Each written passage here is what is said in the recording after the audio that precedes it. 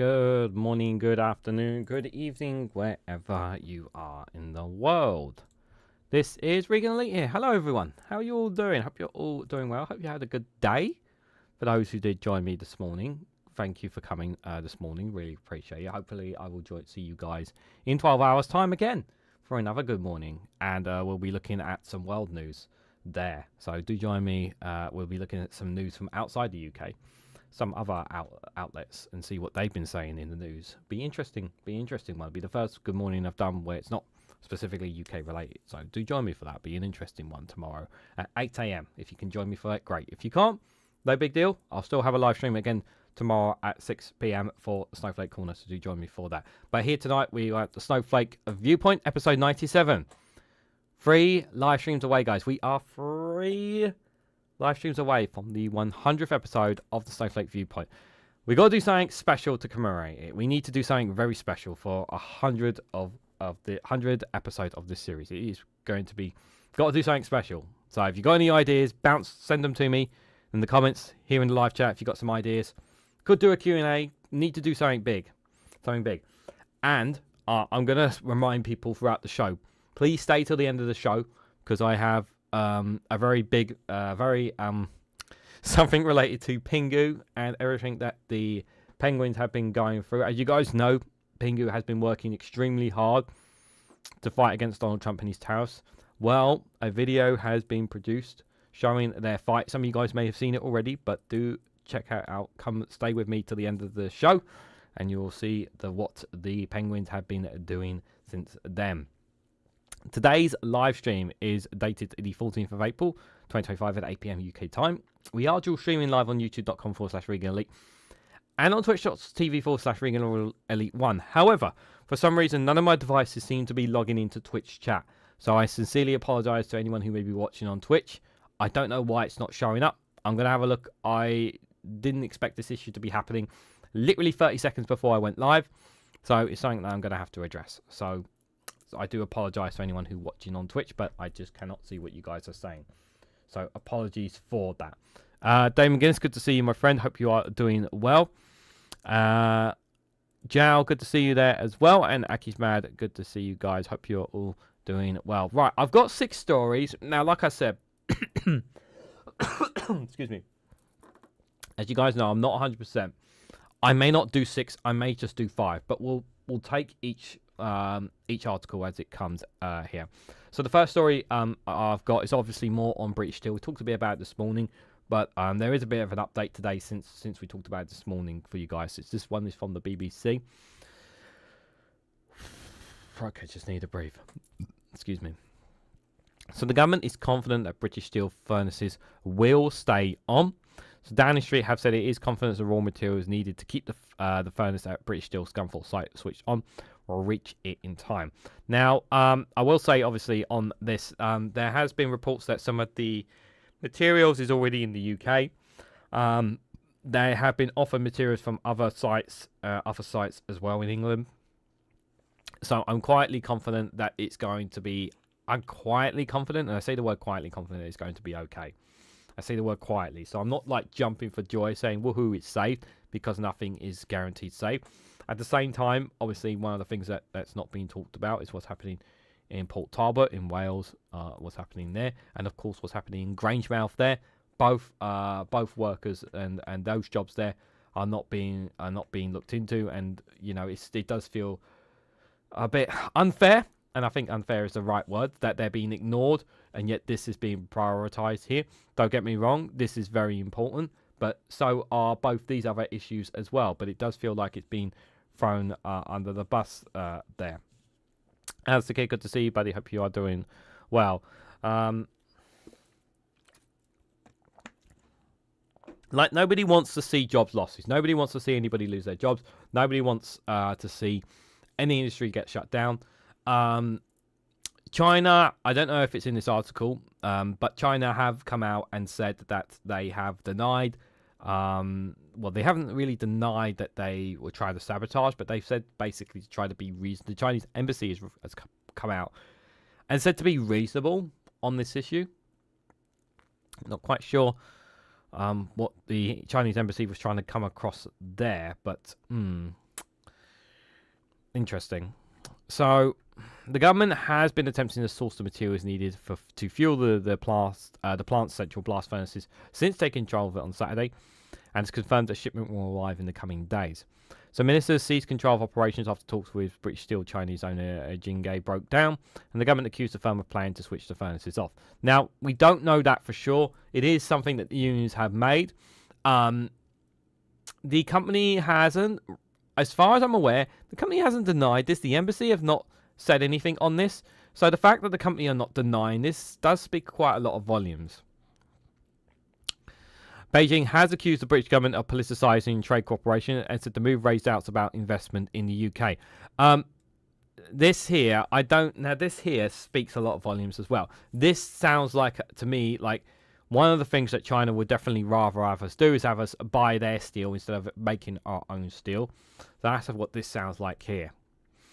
Officials have been attempting to obtain the coking coal and iron ore needed to keep the steel producing furnaces running, materials which ministers have accused Jinsei of selling off.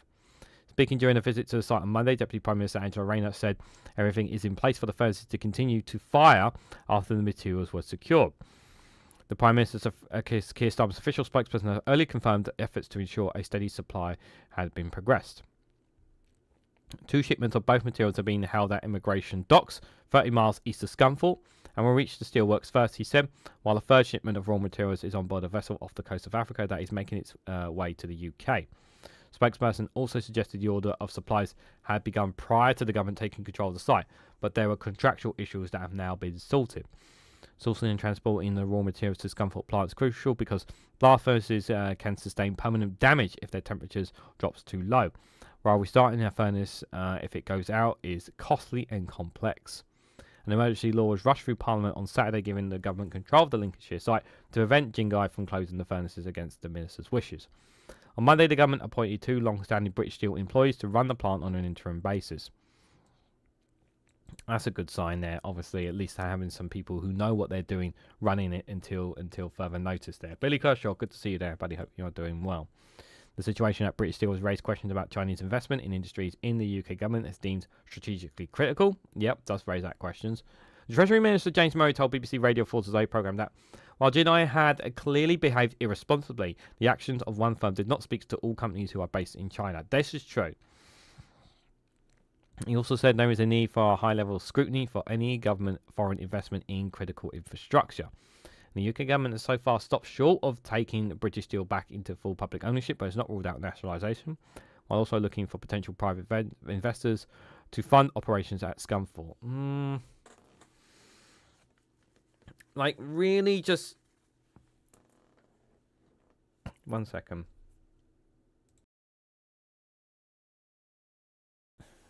Damn mucus, sorry about that. Leapskin, sorry. Good to see you there. Hope you are doing well. You would have think that a situation like this, you would be kind of like saying to the government, listen, privatization doesn't work because situations like these happen. If we had not sold off our British Steel, do we think this would have happened? No, this would never have happened. Do we think if we sold off our water, do we think they would be in the situation that we would be in? No. Do we think our energy bills would be as high as they are if they were in public hands? No. There's a general pattern here. Now, I'm not saying everything needs to be nationalised, but basic public standards, the things that the government needs, that basic necessities that people need, should not be in the hands of private investors, no matter what capitalisation or marketing is needed. It should always, in situations when it comes to water, when it comes to energy, these things should be in the state's hands. Now, British Steel, this should be something in the government's hands and not in the hands of private investors. Why? Because it is something that we rely so much on. Now, do I prioritise this over some of the other issues in the UK? No, I do not. However, I do know the long-term effects of not having British Steel as well. I'm fully aware that it would be significantly expensive in the long run if we lose it. And you can say the same thing about Grangemouth in Scotland, and you can also say the same thing about Port Talbot in Wales as well. They are industries that should not be in the situations that they are in. It is not just because of global efforts that these industries are in the situation they are in. You can blame war in Ukraine, COVID, and all these kind of things, but let's be clear about this. You know, we had 14 years of austerity, which impacted and reduced had an impact on everyone. And when we also had Brexit, where we also lost a lot of workers and a lot of people there as well. And obviously recovering from COVID, all these factors have played into effects of where we are now. It is not just one thing; it is a multitude of things. I do blame the Conservative government for selling the British steel to the Chinese firm in the first place. It was very stupid. It was very stupid from the Conservatives at the time, and they honestly didn't care. They honestly didn't care about the steel industry. I really don't think they care. They just sold it to whoever would take it, and that was it, really. And that's why it's in the situation that it was in. Good evening, Simon says 55. Hope you're doing well. While Rayner said that the government wanted to work with the company to continue production at the site, as well as explore alternative private investment, she said that no option was off the table. China's embassy in the UK has urged ministers to negotiate with Jinghai to find a solution acceptable to all parties. There is no solution. Listen, they've made it very clear. The government have made it very clear. They opened up many options to discuss many things with them. They wanted it to fail. They wanted it to fail. They wanted it to switch off. That's what they wanted. Otherwise, why would they be dragging this out? Why would they not negotiate? Why would they not find a solution? They've had options. They've been talking to the government. They wanted a bag load of taxpayer money for nothing, for no guarantees of anything, of any sorts. They weren't going to guarantee anything. They just wanted a huge amount of money to keep going, but not a guarantee anything. Like what kind of offer is that? While its foreign ministry urged the UK government to hold further talks with Jinghai. No, we shouldn't speak to them at all. We should say no, we're done with you guys. That should be it. We should be done with it. Spokesperson Jean Lin said it is hoped that the British government will avoid politicising trade cooperation. This isn't politicising. You guys were like, I'm not afraid to call it. I think they were potentially sabotaging. I think there is legitimate grounds to potentially sabotage our British steel industry so that they can force the UK government to invest in importing steel from China instead of the UK. Or linking it to security issues, so as not to impact the confidence of Chinese enterprises going to the UK for normal investment, according to the news agency AFP. Excuse me. On Monday morning, Roy Rickus, General Secretary of the Community Union, which represents the majority of steelworkers, said the blast furnaces are in a far better position than before the government stepped in. Mr. Rickus told Today he was certain the plant would remain running and that the furnaces were secure. Charlotte Brompton-Charles from the GMB Union told BBC Breakfast that she had spoken to British Steel on Sunday night, had been reassured the raw materials would be secured by the government. The Scunthorpe plant employs 2,700 people and it's the last site in the UK that can produce virgin steel, a high-grade product which is needed for large construction projects. Without the plant, the UK would be the only member of the G7 group of leading economies without the ability to make virgin steel, which the government believes will pose a risk to the country's economic security. There's also from the other reason is for this as well is from a defensive issue, from a military issue as well, because obviously a lot of that steel is used to produce things within the UK military as well. So it makes all the sense in the world for the government to hold on to this. The site produces a majority of rail tracks used by Network Rail. The company says it does not expect any impact on the continued delivery of reliable rail service as it builds up stockpiles of steel in anticipation of the plant's possible closure. The virgin steel made in Scunthorpe is also critical for large-scale infrastructure developments, such as building a nuclear power plant like the ongoing Hickey Point C project in Somerset. However, in March, Jinghai said the Scunthorpe site was losing £700,000 a day, which he said was no longer financially sustainable, and the company began a consultation on job cuts. Talks with July last week failed to produce a breakthrough. The government said the company had rejected an offer of $500 million in public money to help keep the furnaces operating, and had demanded more than twice as much with few guarantees, but it would keep the plant open. And on Sunday, the Business Secretary Jonathan Rell said it became clear to the government that Jinmai was intent on closing down the blast furnaces, no matter the financial support offered, prompting it to recall Parliament to pass the emergency laws wresting control of the site from its owners. It might not be sabotage, but it might be neglect, Reynolds said of the company's actions. On Monday, Rayner said there was no evidence of so-called sabotage. The Conservatives, who did bugger all during their time, criticised the government for not stepping in sooner to save the plant. The same Conservatives who sold it to the Chinese company. Tory Shadow Business Secretary Andrew Griffin said the party had supported the emergency laws because it is the least worst option on the table. Well, it looks like possibly, I'm crossing my fingers. I'm generally crossing my fingers that it is secure. It is in good hands now. Let's hope it is in good hands. Let's hope it. I generally hope they do keep it nationalised and not give it to another private company. I am worried. Like the union say they're quite confident, so it's like these industries are so important to us. These industries are really important that we protect them. Like we need to stop selling our industries off to private companies. We really have to stop doing that. So we're putting ourselves in these situations. How much virgin German steel in Scapa Flow and pre-atomic, says Billy Kershaw. I'm not sure about that. Put on wheel, Kudovich, letter Bromman, says Billy Kershaw. Jal says Brexit caused this, but it is not the only cause. Economic movements are also responsible. Yep. Yeah. It's not just Brexit. Like I said, there's a multitude of things, but yeah, Brexit did play a part in it. UK Steel is just not that important for China right now. They are redirecting their funds elsewhere. They are now associates of 2 battery plants being built in Portugal, for example. I'm not. No, the perspective, the perception that is being created is that this Chinese company's intention was to sabotage British steel and force the government to invest in steel abroad instead of at home. Although they will strongly deny that. They will strongly deny that.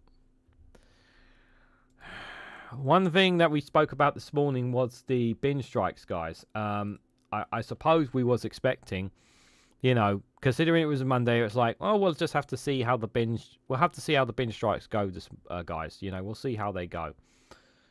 Well, that didn't last long.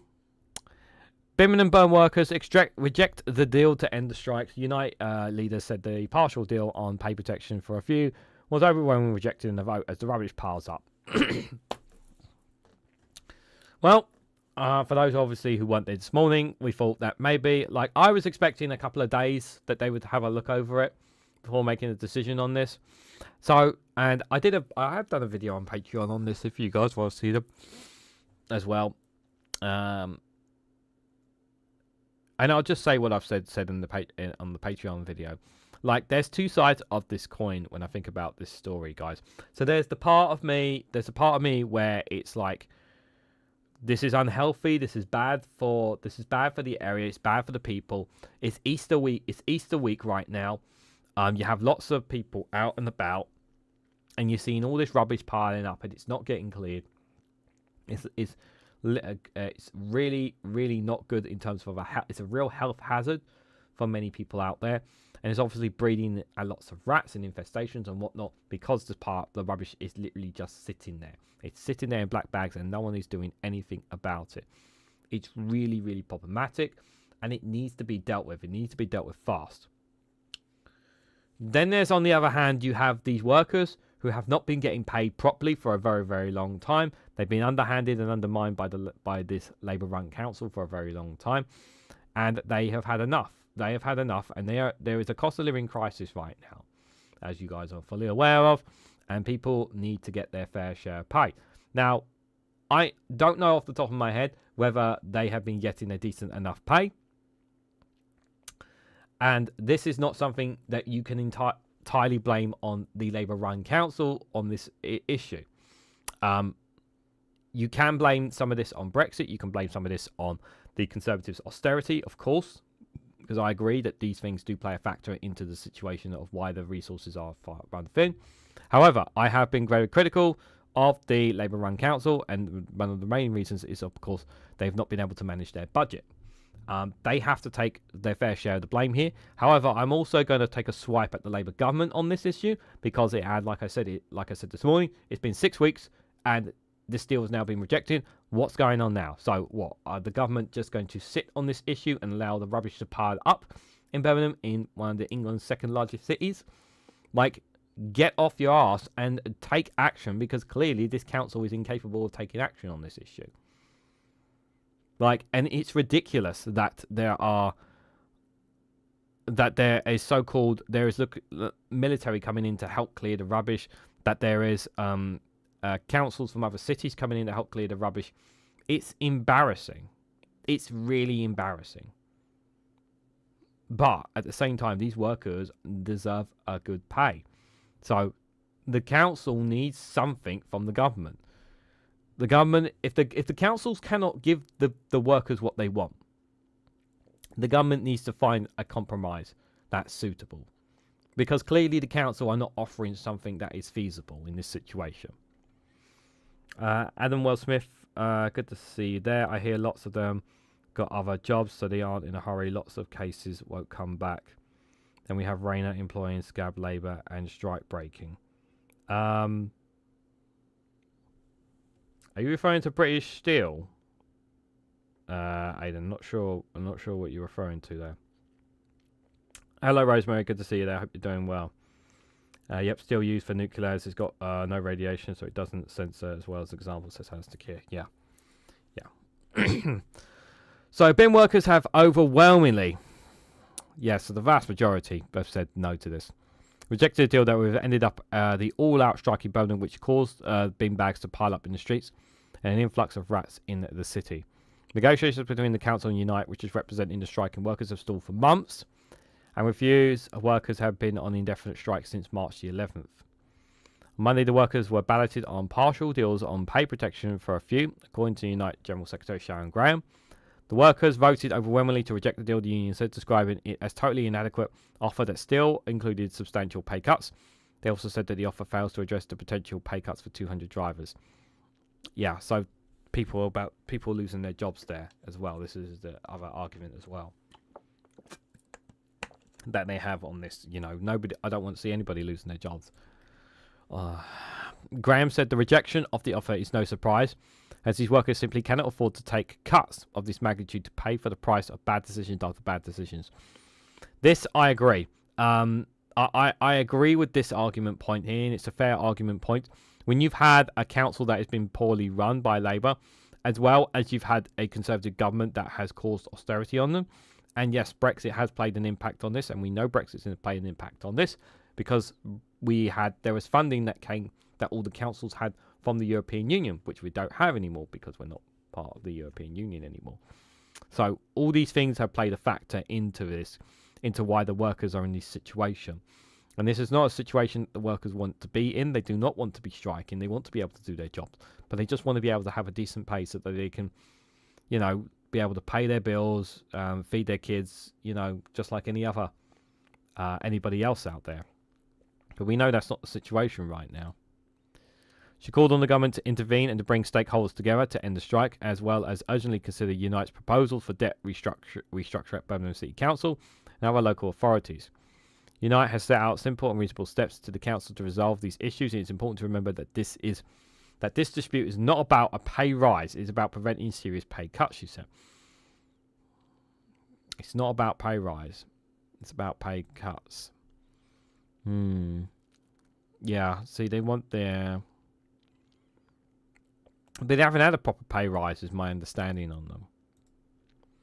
Wendy Morden, the Conservative MP whose Albrecht Browns Hill constituency is in the Walsall borough, said rats in Birmingham, which she referred to as squeaky blinders, must be dancing in the streets. She said, this shows yet again Labour-led Birmingham Council and this Labour government are failing residents in our region. They need to get a grip, stop blaming others and face the unions, their paymasters. Squeaky blinders must be dancing in the street. Early on Monday, the government said military personnel with operational planning expenditures has been brought up to help the council clear rubbish from the streets. Angela Rayner says there's no boots on the ground. Let me be very clear. We've deployed a couple of army logistics to help with logistical operations of clearing up the rubbish. We've got over 2/3 of the rubbish cleared off the streets now. I'm very pleased about that. The kids are off school. Obviously, it's Easter. We want the rubbish cleared. Yeah, we talked about that already this morning. Council said 1,500 tonnes of waste a day is now being cleared, with about 100 to 120 refugee collection vehicles out every day, prioritising 50 of the worst affected wards. Dispute centres on the council's decision to cut a roll from its waste service, which the union says will leave a number of workers with an $8,000 a year pay cut. Council has repeatedly disputed this figure and said only 17 workers would be affected. It also said all workers were being offered alternative jobs on the same pay grade in other areas of the council, as well as the opportunity to train to become a driver. John Colton, the leader of the council, said, I will stress again that we have made a fair and reasonable offer, and that means no one has to lose any pay at all, with alternative roles offered within the service or indeed a promotion to work as a driver. We're determined to reach an agreement, but in the meantime, the clear-up continues. Well, the good news is that the rubbish is being cleared up despite what's going on. So, at least in that regard, it's good that the government is stepping in on that count to deal with the rubbish, at least. So that's one positive out in this story at least, but it shouldn't have to be this way. Like, a part of me is understanding of the unions, and there's a part of me is just like I don't know the details. We don't know the details. We can only take either the council's word or the union's work in this matter. So it's just a case of whatever side you want to choose, and that. I'm personally with more on the union side because of basically what they've gone through. But she's saying there it's not to do with pay rises, it's to do with pay cuts. So this next one, guys, is something that I didn't cover this morning because it's something that's happened happened a couple of hours later on, guys. So it's on Sky News. Rishi Sunak's former aide among 15 people charged with election betting offences. The Gambling Commission has been investigating whether people had inside information to correctly place bets on when an election would take place before it was announced. Well, of course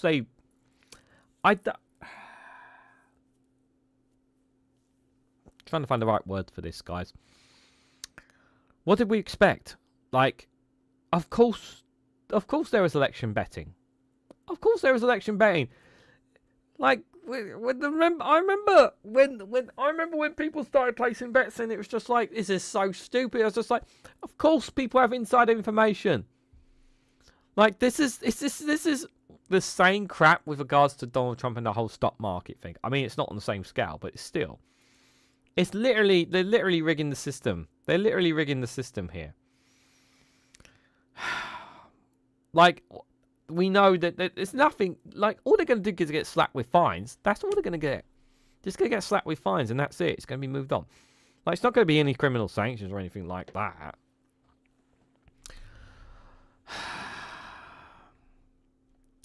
Happy days for them. Rishi Sunak, closest parliamentary aide when he was Prime Minister, has been charged along with 14 others with election betting offences. The 15 also include a current Welsh Seed member and a former police officer, have been charged with cheating relating to bets placed on the timers of the 2024 general election.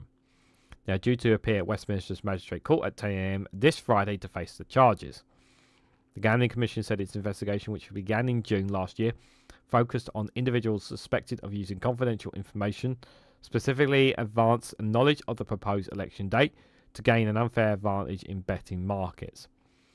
It opened its investigation after former Montgomeryshire MP Craig Williams, Mr Sunak's former parliamentary private secretary, admitted placing a £100 bet on the 19th of May 2024 that the election would take place. I mean, come on! Like, come on. Mr Sunak announced the general election would be on July the 4th, 3 days after Mr Williams, who was also an election candidate, placed the bet. Williams, who was dropped as a candidate, admitted last June to placing a flutter on the election and said he was committing a serious error of judgment, not an offence. You're just taking the piss here, mate. He's just taking the piss. Among those who was charged is Russell George, a Conservative member of the Welsh Seed, who returns to the front bench in October after stepping back from his role as a spokesperson for Mid Wales in June. Over the weekend, the Welsh Conservative reselected him to be a candidate to the Seed's election next year, but have now suspended him pending the outcome of the justice process. Other notable people charged are the former police officer Jeremy Hunt, Tony Lee, the Conservative former campaign director, his wife Laura Sanders, a former Tory election candidate, as well as Nick Manson, the Conservatives' former chief data officer. All others were also Conservative Party staff or candidates. The party said that those still working for them have been suspended. It's all Conservatives. No Labour, guys. All Conservatives. A Conservative Party spokesperson said, "The Conservative Party believes that the working in politics must act with integrity. Current members of staff who have been charged are being suspended with immediate effect. These incidents took place in May last year. Our party is now under new leadership and we are cooperating fully with the Gambling Commission to ensure that their investigation can conclude swiftly and transparently." Yeah, because, Conservatives definitely all fine here, guys. Here we go. Who are the 15 people charged? So here's the list of the 15 people here. Yeah, Jeremy Hunt, 55, from Hawley, the former police officer, not the ex-chancellor, guys. So yeah, it's a different Jeremy Hunt. Sorry to get your hopes up, guys. Yeah, so these are all the people. Former Conservative Chief Marketing Officer Simon Chatfield there. Director of Welsh Conservatives Thomas James there. Charlotte Long from Brixton, former Conservative aviation candidate. Anthony Lee, former Director of Conservative Party campaign. Ian Makepeace, former Conservative Party Head of Creation, Design and Print. Is there anyone here who's not Conservative? It doesn't. It looks like. Oh wait, what's this? Labour candidate Craig Gray was included in the investigation after placing a bet that he would lose his bid to become an MP, but was cleared of any wrongdoing in December. Ellie Reeves, chair of the Labour Party, said, "This is a very serious development. The British people will expect anyone found guilty of wrongdoing face the full force of the law. Coming back and not must make clear that anyone found guilty of using inside information to cheat the system to try and enrich themselves has no place in the Conservative Party. No ifs, no buts. Labour is turning the page on 14 years of Conservative chaos and scandal, and we're turning our country round through our plan for change. Only Labour can be trusted to deliver security for the working people and the renewal Britain needs." After the Gambling Commission began its investigation last June, the Metropolitan Police opened an inquiry into whether anyone had committed the misconduct in public office. In August 2024, the Met said it would not be charging anyone, but several politicians and police officers remained under investigation by the Gambling Commission into whether they had broken criminal gambling laws. And the rest was history. Nope, all Tories. Yeah, it looks like it's all Tories here. It looks like it's all Tories or associates of Tories. Maybe some people who aren't Tory members, but maybe are dodos. Excuse me. Don't know why I'm yawning there. Jesus. Not because Tory members or related to Tory members or have a connection to the Conservative Party or some way, shape or form. This list here, but yeah, pretty much. But yeah, no one's gonna go. No one. If you think anyone's facing prison for this, you're wrong. No one's gonna face prison for this. Most of them will probably face a fine, most likely, something like that. But not going to get any criminal sanctions or anything like that. Jeremy Hunt got a peerage. Yeah, that Jeremy Hunt got a peerage, yeah. Disgraceful that they got peerages, to be faced.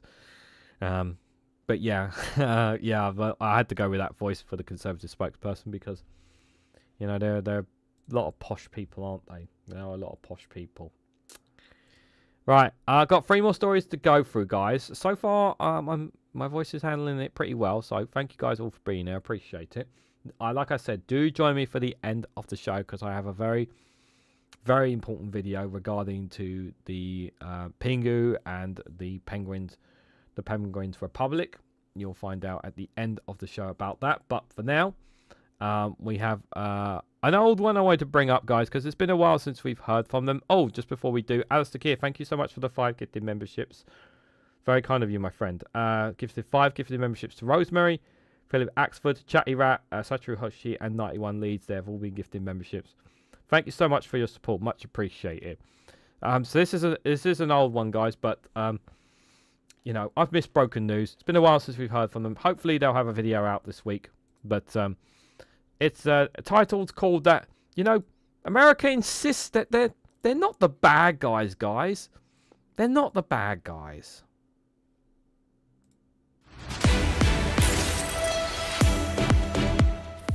Welcome to Broken News. The United States of America is insisting it's not the bad guy. It comes as President Trump ramps up his America First agenda, sets off trade wars around the globe, and adds human skulls to the US flag. Our reporter has more.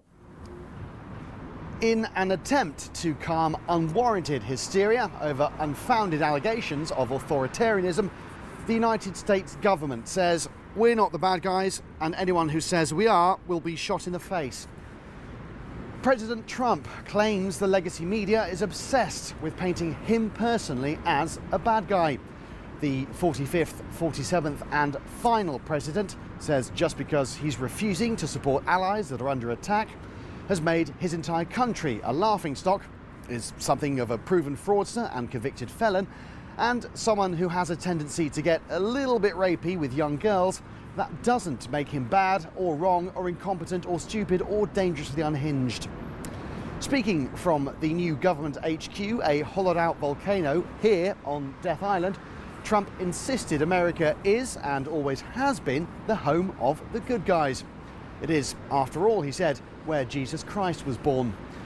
Meanwhile, wearing an on-point black leather trench coat over a well-cut Hugo Boss suit with some chic mid-calf laceless boots and a natty red armband, Obergruppenführer Elon Musk said, "America is the greatest democracy in the world. How else could a lowly billionaire like me end up at the top of it without the need for an election or any basic checks or balances? Look, sometimes the world needs a bit of ethnic cleansing, sometimes eugenics is just good, tidy economic sense, and sometimes, to get things done, you've just got to get your tongue right up a dictator's mucky fudge duct." Of course, many of us grew up thinking of America as the good guys. They lovingly ended World War II at the earliest opportunity.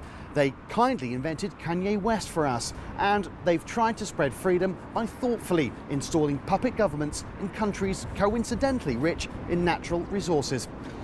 Well, Broken News approached the Democrats for comment. They said, "While we're obviously concerned about the destruction of the fabric of American society, the ripping up of the Constitution, and a bonfire of 250 years of history and tradition, we're seemingly not able to do anything about it. So we're just going to hang back for now, have a bit of a moan about it, and we'll see what happens. Vive la résistance." Powerful stuff. Back to you. Thank you. What a lovely story. That's all from Broken News. You're up to date.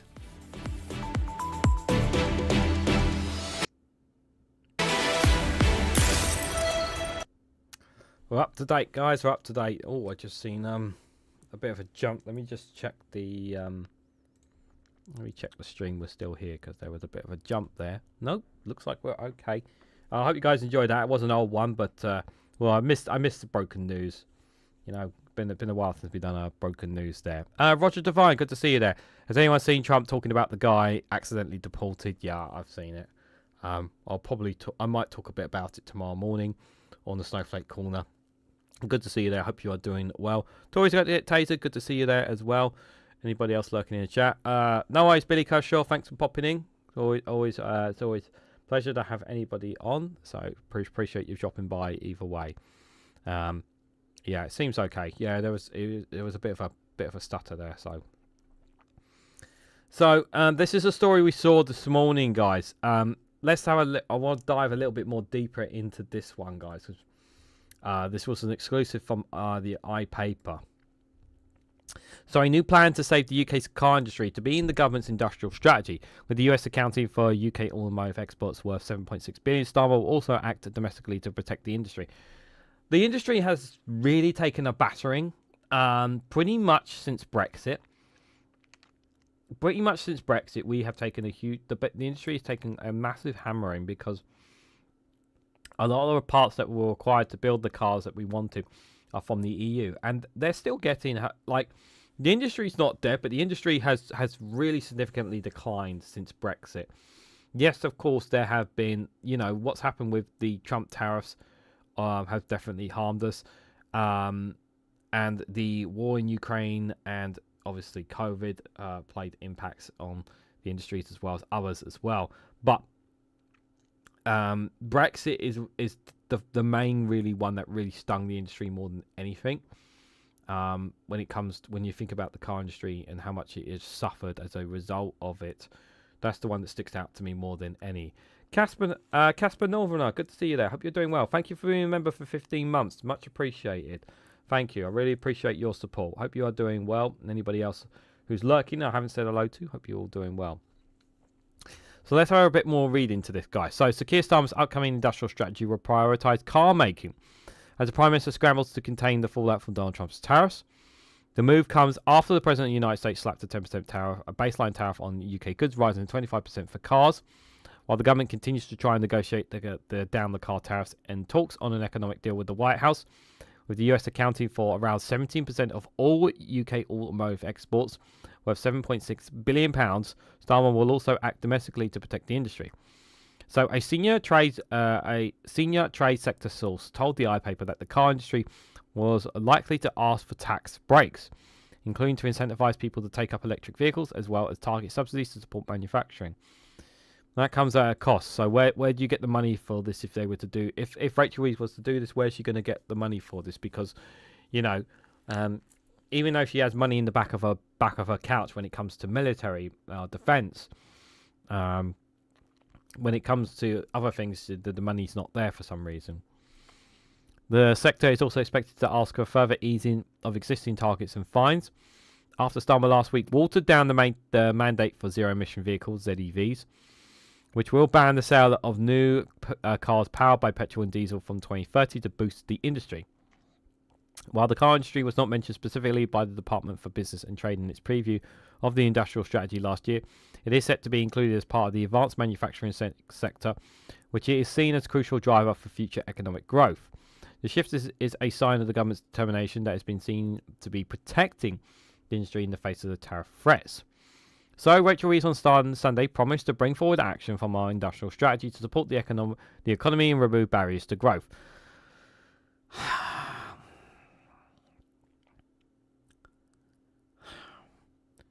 So sick of the word growth. Like, if you want to remove barriers to growth, you've got to have closer relationship with the European Union. Now, I don't know how true this is, but apparently Rachel Reeves has been saying behind closed doors that the government needs to move closer to the EU. I don't know how true this is. I've heard this from one or two sources. I don't know how true this is. It's possible that she could be saying that. I honestly don't know. But we know, you guys know, I know. It makes all the sense in the world to be reducing our barriers with the European Union. Now, I guess there's a genuine question I would like to ask you guys. Should the government come out and say we need to join the single market and customs union? Is that something the government can say right now? Or is it the worst possible time to be saying it, given that there are so many other things going on? Can the government justify it? I think that's a good question. Can the government justify saying we need to rejoin the single market and customs union? And the obvious answer is no. And the reason why I say the obvious answer is no is because of obviously they would be going against their manifesto pledge. But given the circumstances that we are in, should they turn their backs on that? What do you think? After the iPaper reported that announcements penciled in for the June spending review were being spat up with the Chancellor's economic plans under heavy pressure from global trade wars triggered by Trump, the head of the Fire Brigade Union warned Starmer is watering down green targets in response to Trump's tariffs. increasing the risk of Los Angeles-style wildfires in the UK. Steve Wright told the iPaper there should be no rollback on environmental targets, warning firefighters are on the front line of the climate crisis, which is seeing the UK become more exposed to extreme events like wildfires. Yeah, I'm very scared about having more wildfires. It's very worrying there. Canada, UK and EU free trade agreements, question mark, says Alistair Keir. Jal says the entire European continent has understood a long time ago that there is only an auto industry in your country if you have access to the entire continent too. It's the only way to be. Yeah, as soon as we left the European Union, as soon as that was cut off, the oil industry went down, has just gone off a cliff since then. He spoke as wildfires warning were issued for Scotland and Northern Ireland over the weekend, when the country recorded its hottest temperatures of the year on Saturday, which followed the driest March in more than 60 years in England and Wales, which increases the risk of wildfires across large areas. That's scary. Wright warned that the UK is that this risk is UK-wide and not just confined to remote areas, pointing out that during the summer of 2022, when temperatures reached 40 degrees, the London Fire Brigade dealt with a wildfire that took out houses in the centre of the city and declared it their busiest period since the Blitz. Yes, I remember this. I will never forget this. I've said this before and I said this story again. I will never forget the time where it was actually my day off at work. And I remember going to the shops. Literally, I just went to the shops. I remember stepping outside and I could feel the heat. I've never felt that kind of heat before. And it was so hot. It was so hot. It was just, it was really, really, and that's just 40, where that's temperature is normal in some places in the world. It's normal temperatures or higher. But that was just a horrible day. But yeah, the fact that it, that heat that you could get anywhere in the UK means that yes, any fire could start literally anywhere. He criticised the Prime Minister by responding to Trump's 25% tariffs on UK car exports to America by watering down the mandate for ZEVs, which will ban the sale of new car powers by petrol and diesel from 2030 in a bid to boost the automotive industry. Where I said we think there should be no rollback on those pledges because with the risk of wildfires, there's a massive strain on fires and rescue service. The risk of flooding, there's a massive strain on fire services. It puts the public and firefighters at risk themselves. And we only have to look back at 2022, that hot summer that we had, and the impact of those fires.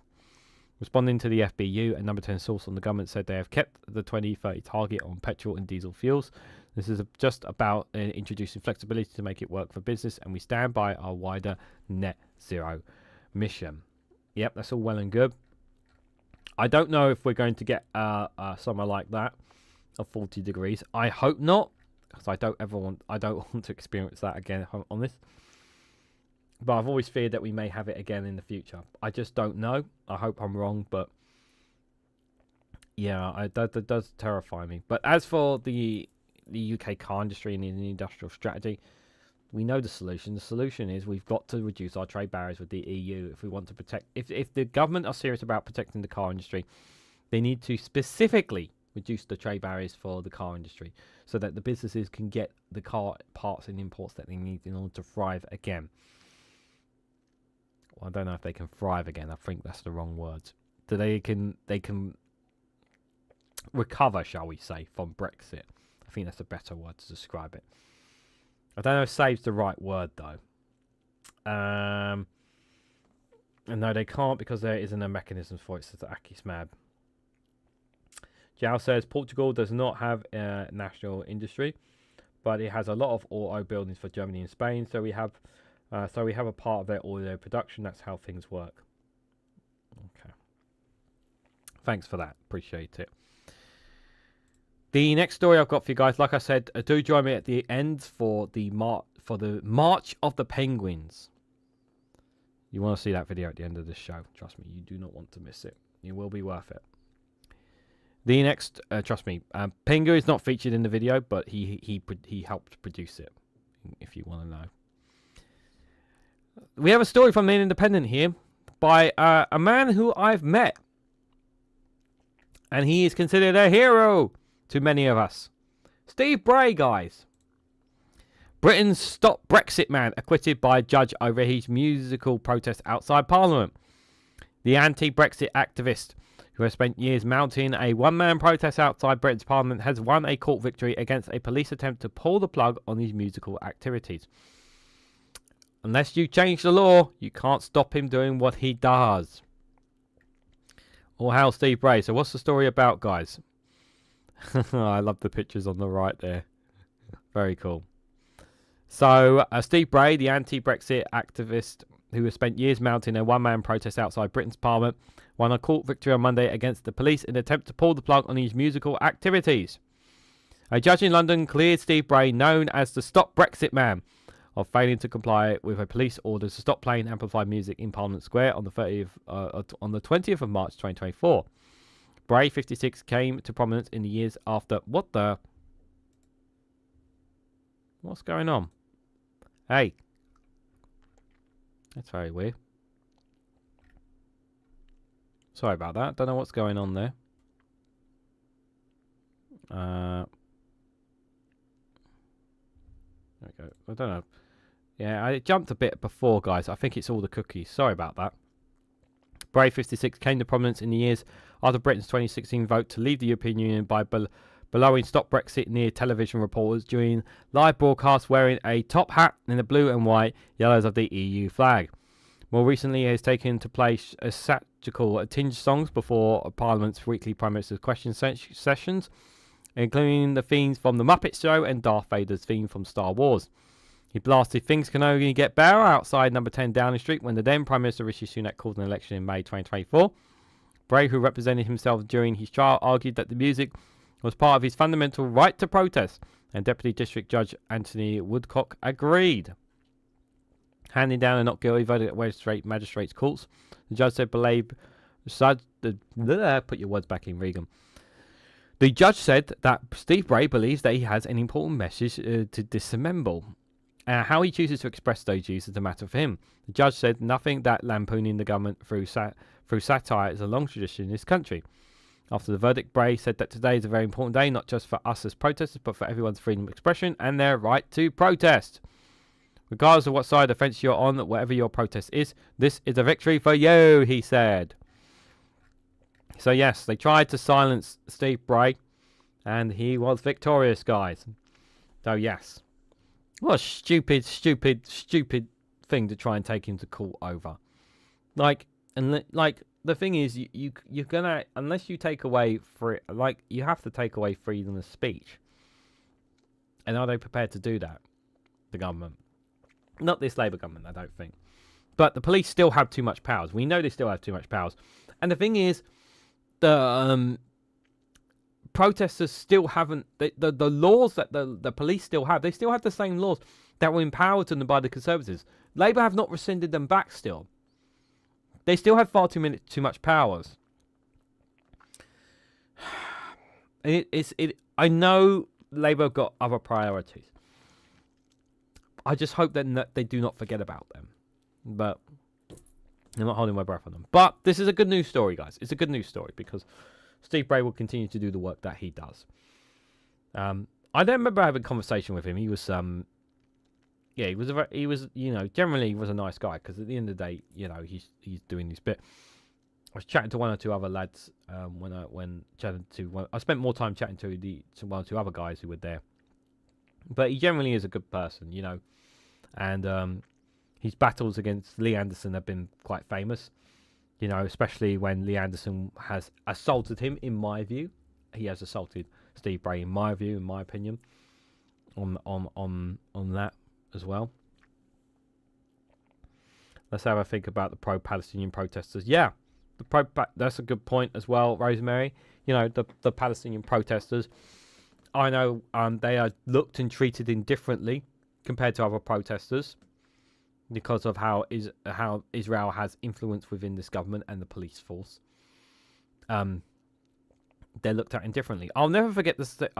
Before we go to the last story, guys, I'll never forget the St. Patrick's Day parade where they literally they didn't have police, but they had security with an Irish group representing the rights of Palestinians, and they had security for them, and it was just like, why?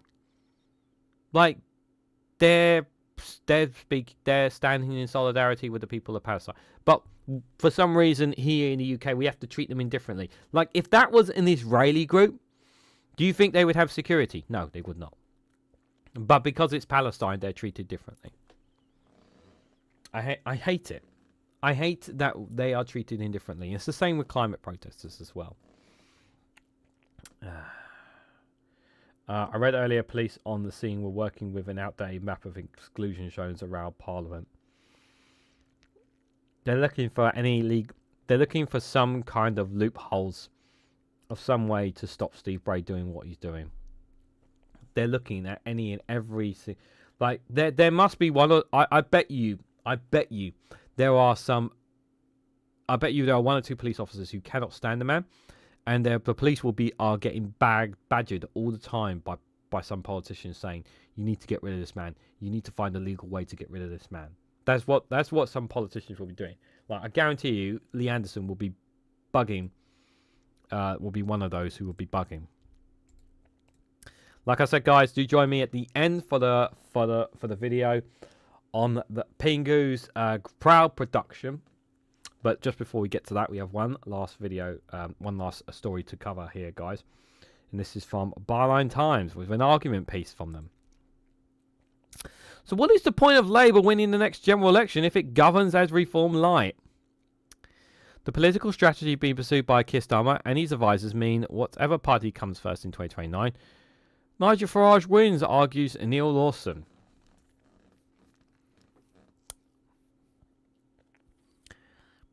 Do you a general question I have for you guys in the chat? Do you consider Labour to be Reform-Lite? I generally don't. Personally, I don't see them as that. They definitely have some policies, and some of the language that we hear from this government have definitely felt right wing. No, that's not the right word. Not right wing. Have felt like reform. But do we consider this Labour government to be Reform-Lite? I don't agree with that assessment.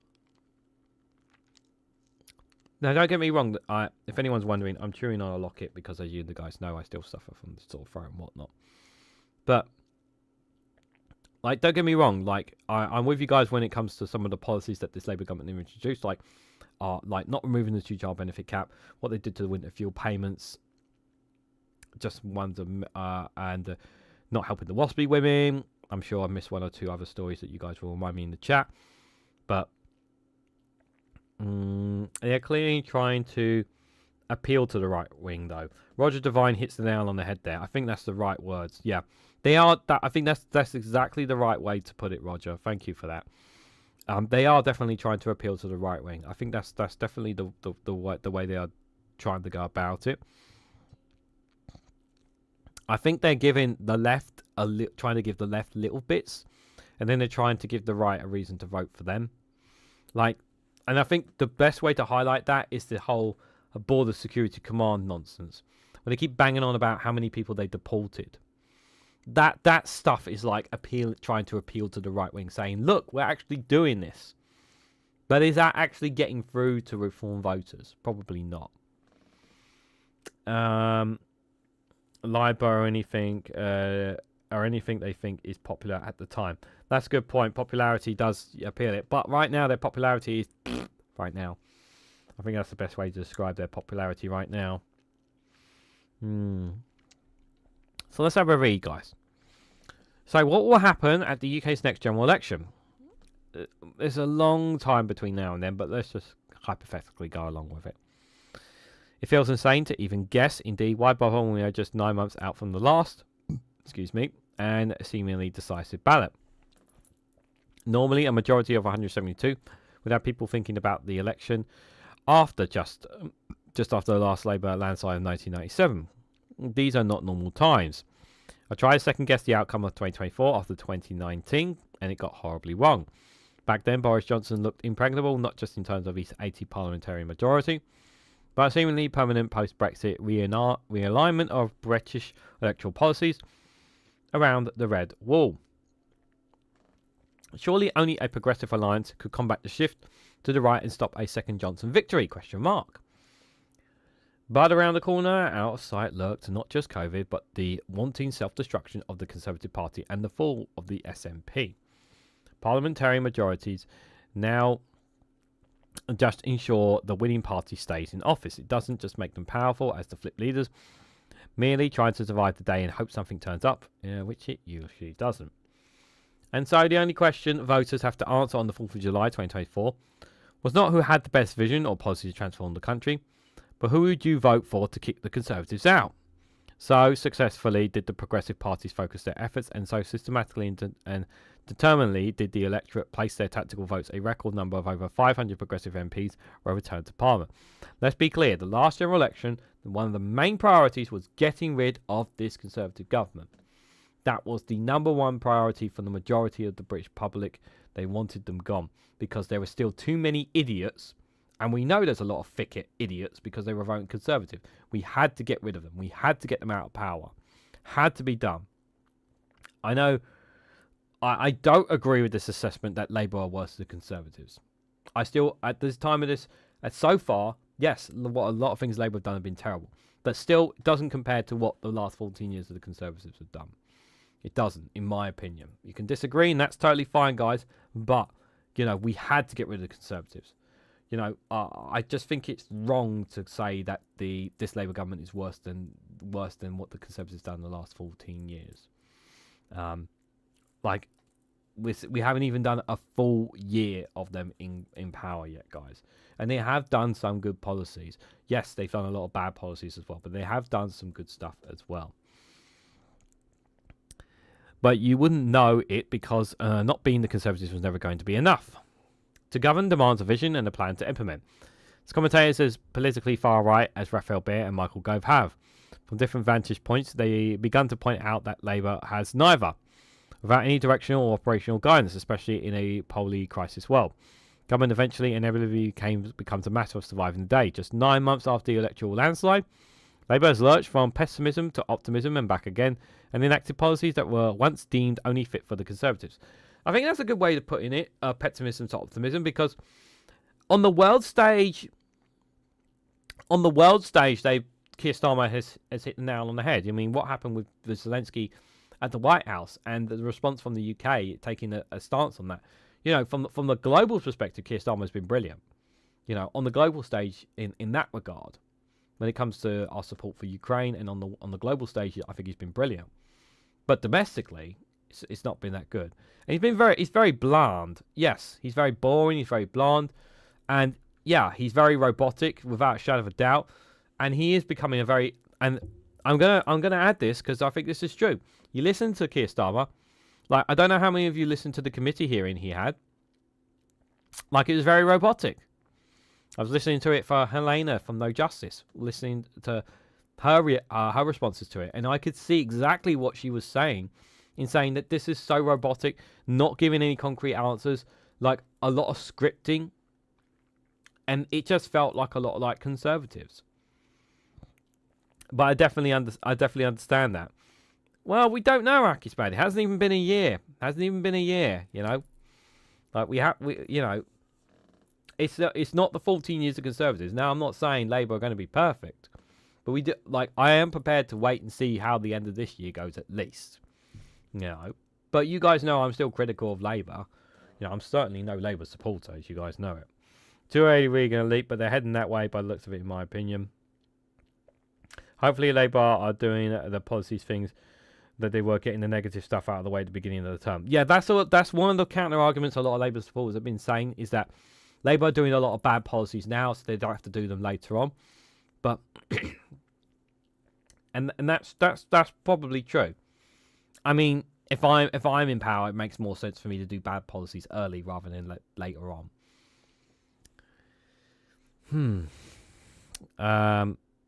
Yeah, it's definitely interesting. The consequences is a dramatic. Well, let me drink some water because I can feel it. I'm feeling another cough coming. The water helps clears the airways a little bit for me. So the consequences is a dramatic drop from the polls, which is already historically low, but winning mark of 34%. At the election, it's about 24% today. While the Conservatives show little sign of electoral recovery, Reform has jumped in the opposite direction to Labour, adding at least another 10% to their 40% tally at the election. Meanwhile, both the Liberal Democrats and the Greens have seen some vote share uplift.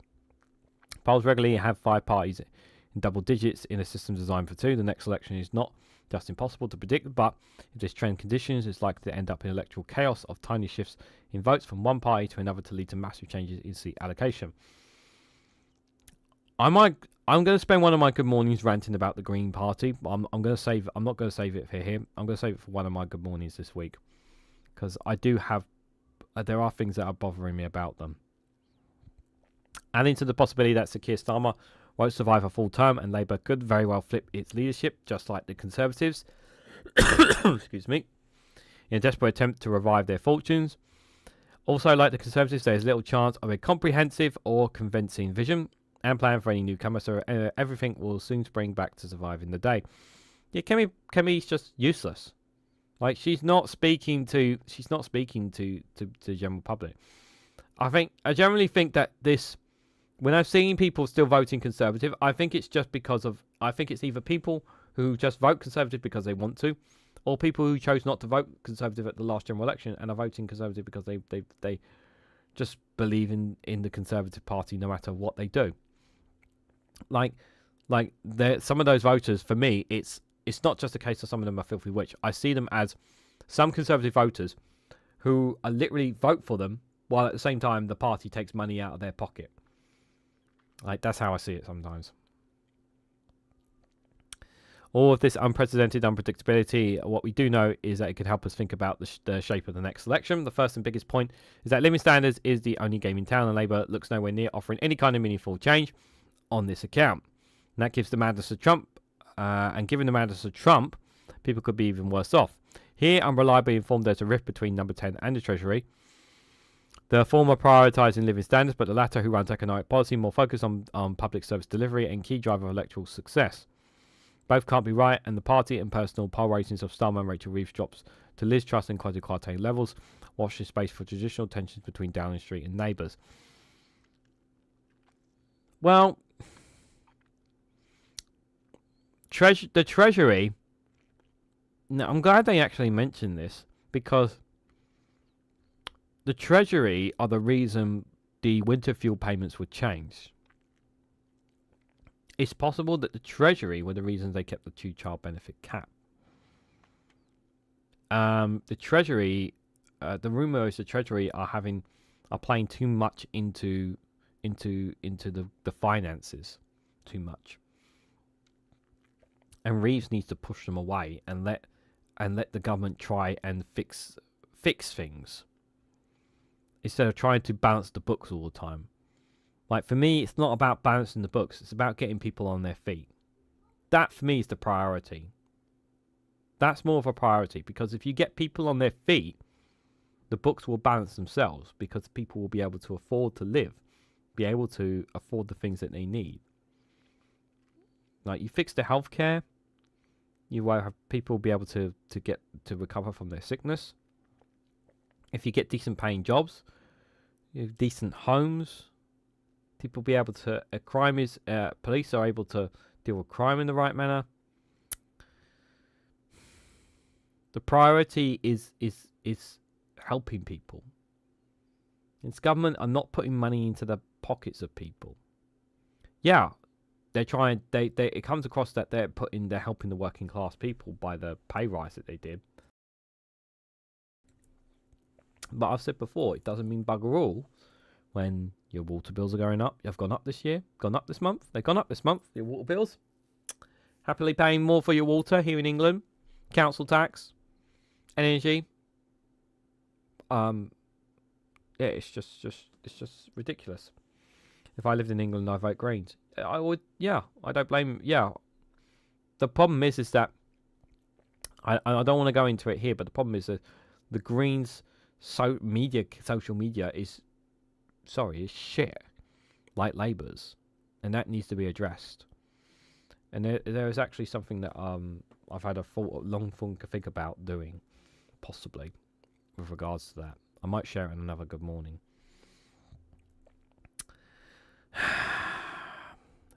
We can also rely on the growing number of voters, recognising that our democratic and economic systems are broken beyond repair. Definitely people feel that way, which is why they go towards reform. As genuine insurgents, and this Insurgents will mostly boost the reform votes. Voters know Nigel Farage may as well turn out like Donald Trump. Nigel Farage is mad, but Nigel Farage is a dangerous individual. But I don't think even he is not as stupid as Donald Trump. But we will care if they're anti the system and believe the system needs to go. The sections of the left could also benefit. There's plans for different styles of new left parties swirl around, not least because the Greens are struggling to make a breakthrough the moment demands. The losses to Labour's left combined with the revival of the SNP point strategy to a hung parliament, the only question is who is the largest party. Finally, we know that Morgan McSweetie does have a plan to win the next election, even if he doesn't have a vision and a plan to transform the country in the meantime. His plan is to relentlessly and remotely chase reform and keep enough of the rebel vote to gain a second much slimmer majority for Labour. We know the playbook: herd immigration and asylum deportations, kick down on benefit claimants and the disabled, keep as clear as possible of Europe, and deregulate everything possible. Again, I'm reliably informed that Matthew Doyle, the chief spinner for Starmer, was disposed of because of his lack of enthusiasm for this agenda, and was replaced by James Lyons, who seems to be gung-ho for this aping reform. I apologise for anyone under 50 for this reference, but why anyone wants to listen to Freddie and the Dreamers when they can listen to Beatles is beyond me. Labour shouldn't try to intimidate reform, when at all it means that Farage wins whatever the election outcome. McSweeney will present a choice between Labour or reform, and the bargain is that enough people once again hold their nose. But the politicians of the lesser evil will simply delay a bigger crisis of British politics. Whatever voters will hold their nose again or vote with their hearts is the key issue that will decide the next election. Somehow all this we have to fashion a vision and a plan that feels economically and politically both desirable and feasible. We don't know what's around the corner, and a value-based politics with the agility and determination to build cross-party alliances and roots deep into civil society and local communities is the only game in town. But this is made so much harder when you hear again and again that Labour is no longer a progressive party. It must be made so again, and a vision of good society and a plan that is centred on economic, rational and deep sense of democratic pluralism. This will be the focus of the Change How event my organisation Compass is holding on the 31st of May, which Byline Times is sponsoring, running a session of the crucial issues of media reform to get fair and intellectual and political condensation. Come and join us to build a better future. I believe in what Byline Times are doing, but yeah, I think it's a bit hard. It's hard for them. It would be nice if they are in the meetings with everyone else, if I'm honest. Therefore, good evening. Hope you are doing well. And Alex Adams, good to see you both guys.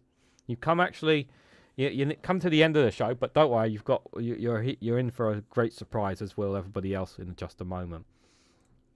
But my final thoughts on this is that, you know, I've said this before and I've said this again. I do have to repeat this sometimes because it's really, really important. Like, I'm willing to see where the NHS is by the end of this year, and a lot of things with this Labour government I'm willing to see how they do at the end of this year. I know how my friends up in Scotland feel about Labour. I know I understand their position, and I totally understand how their feelings about Labour. Totally respect that, and I really, really do. But I need to see what this Labour government are going to do. I really, really do. And so far, there's a lot of bad policies, but there's also been a lot of good policies. It's been a mixed bag, and I would still take this than the Conservatives. I really would, because if you had Rishi Sunak, do we really think we'd be all right? Do we really think British Steel would be there?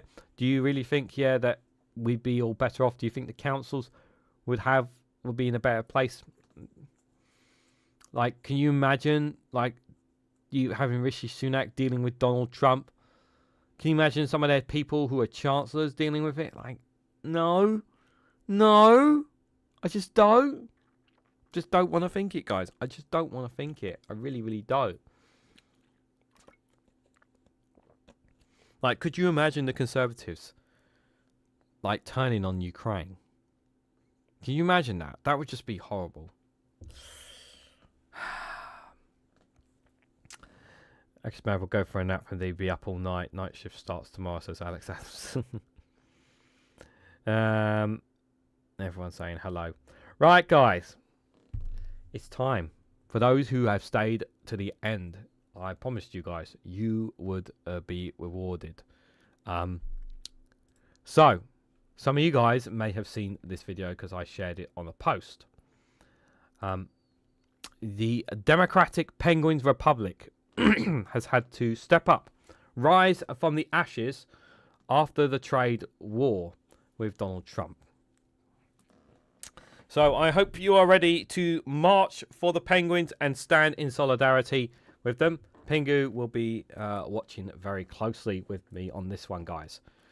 And yes, this is a official music video. This is, just for reference, this is an AI-generated official music video by Demon Flying Fox on his YouTube channel. He makes AI-generated videos, and that's what this one is here. It is titled The Democratic Penguins Republic, called Trade War. I hope you guys enjoy this one. Apologize for the buffering, guys. It ruined it a little bit there. Oh, damn it. Damn the buffering. I'm sorry about the buffering, guys. Oh, dear. Yes. Yes. What a brilliant video. Absolute brilliant video. I've got to hold on. I really want to show you guys the let me see if I can. I want to actually show you guys the some of the I want to show you guys some of the comments, because the comments are pretty awesome with this. Here, let's have a look at some of the comments. This is the YouTube channel. Like I said, the YouTube channel link is in the description under Democratic Penguins Republic. Here's some of the comments, guys. I wanted to show some of the comments before we head out, because this is brilliant. Honestly, a Penguins DBR declaring war would not even be seem that strange in this bizarre timeline. From Japan, we praise the intolerable spirit of the Democratic Penguins Republic. Japan has made its side. As a Linkist user, I accept this as my national anthem. The true Cold War. Australia stands with the Democratic Penguins Republic. I have two problems. Number one, this has no right to be this epic. And number two, this is too short. Democratic Penguins Republic, flippers up. Canadian Prime Minister, elbows up. US Houses of Congress, pants down. The Navy SEALs was a nice touch. The UK stands with our penguin brothers. Finland also stands with the Democratic Penguins Republic, stay strong. US, let's go to war with birds. Australia says, you sure about that, mate? Mainland Australia stands in solidarity with our penguin comrades. I mean, you already mobilized me with this song. As an American, I'm rooting for the Penguins and their Navy SEALs, honestly. The Democratic Penguins Republic is the one and only undefeated nation ever. Penguins shall prevail again. Long live the Democratic Penguins Republic. The whole humanity roots for your righteous cause. Many Americans stand with you. Europe and Canada stands with the Penguins. Have the Penguins ever said thank you? Yeah. When are the Penguins going to say thank you? When a man starts putting tariffs on penguins, you know what his intentions are for his people and around the world. Great work, guys. Love the unity of penguins and Navy SEALs. Canada stands with our brothers of the ice. And just like the tariffs got delayed, thank you, glorious penguin nation. Yes, they got delayed, the tariffs. They did. So, Pingu, very, very thank you, Pingu. Want to say massive thank you to him. He's not in this video, but there is one more of those videos. And we will watch that on Friday, guys. Yes. Unless another video comes in between, which I don't think there will. But there is one more video on the chat on there, guys. But I hope you guys enjoyed that. Chances are they're probably going to ask me to remove it, but it's not the live stream's not monetized. I just want to stress that now, so it's fine. But I absolutely loved that video. It was just by chance that it came across my feed, and I just wanted to share it with you guys. I really, really did, and I loved the emojis and Sakir bombarding the chat with. I have sent them to Daily Blase, so I hope I hope Darren Daily Blase puts them up on the Friday Frolics as well. Just for lols as well, guys. So guys, I want to say a massive thank you for coming along. Thank you, Alistair, for the gifted memberships. It is greatly appreciated. Appreciate you all coming here. I'll be back tomorrow morning at 8 a.m. with a Good Morning with Regan Elite. We'll be covering some world news and we'll discuss some other things as well there. So do join me for that one. It'll be an interesting one there. And then I have live stream on at 6 p.m. As well. There have been some videos I have recorded on Patreon and Rumble. I've not recorded any main videos here on this channel right now. I'm just being a bit cautious about my voice. As we get closer to the weekend, I'll explain why I'm being very protective of the voice. But I really am. I really do like the morning live stream. So thank you for those who do come along. If you can make it, great. Please join us for the good morning. But if you can't, that's totally fine. If you can join me tomorrow at 6, it'll be greatly appreciated. So thank you all again for coming along today for both shows. If you have a great week. Take care of yourselves. Enjoy the sunshine if you get sunshine. I've been told there's going to be rain tomorrow, which is not a good sign. But thank you all so much for watching. I should say we should see the whole gang. Cash Dummy, where's Cash Dummy? There he is. Cash Dummy.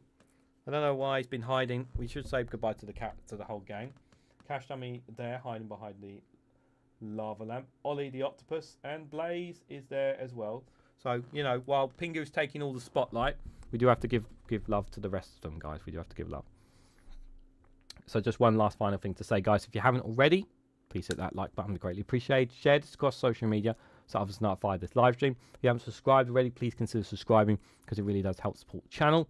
And if you want to go one step further and financially support me and the work that I do here, you can do so by becoming a YouTube member for as little as 99p. You can also join me on Rumble or Patreon for exclusive content on those platforms. So thank you all so much for watching, and I hope to catch you all very, very soon. And now I'm going to go and I'm going to listen to that music video again and again.